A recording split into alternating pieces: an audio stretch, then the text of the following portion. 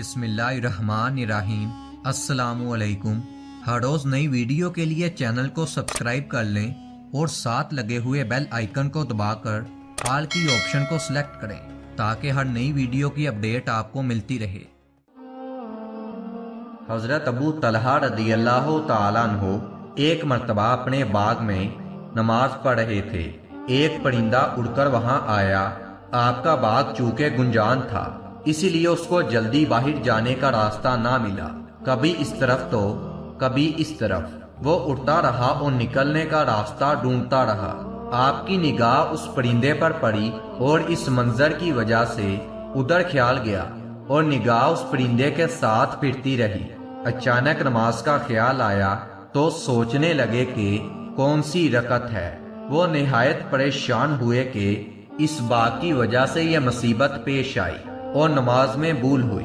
फौरन हजूर सल्लल्लाहु अलैहि वसल्लम की खिदमत में हाजिर हुए और पूरा वाकया अर्ज करके दरख्वास्त की कि उस बात की वजह से यह मुसीबत पेश आई, इसलिए मैं उसको अल्लाह के रास्ते में देता हूँ। आप सल्लल्लाहु अलैहि वसल्लम जहाँ चाहें इसको खर्च फरमा दें। इसी तरह एक और वाकया हजरत उस्मान गनी रज़ियल्लाहु ताला अन्हु के दौरे खिलाफत में पेश आया कि एक इंसारी सहाबी अपने बाग में नमाज पढ़ रहे थे।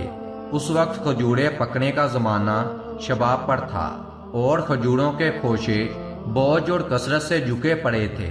उनकी निगाह खोशों पर पड़ी जो खजूरों से बड़े होने की वजह से बहुत ही अच्छे मालूम हुए। उनका ख्याल इधर लग गया, जिसकी वजह से उन्हें याद ना रहा कि कितनी रकतें हुई। इस सदमे की वजह से उन्होंने ठान ली कि इस बाग को ही अब नहीं रखना, जिसकी वजह से यह मुसीबत पेश आई है। चनाचा हजरत उस्मान गनी रज़ियल्लाहु ताला अन्हु की खिदमत में हाजिर हुए और अर्ज किया कि मैं इस बाग को अल्लाह के रास्ते में खर्च करना चाहता हूँ। चनाचा उन्होंने उस बाग को फरोख्त करके उसकी कीमत दीनी कामों में खर्च फरमा दी।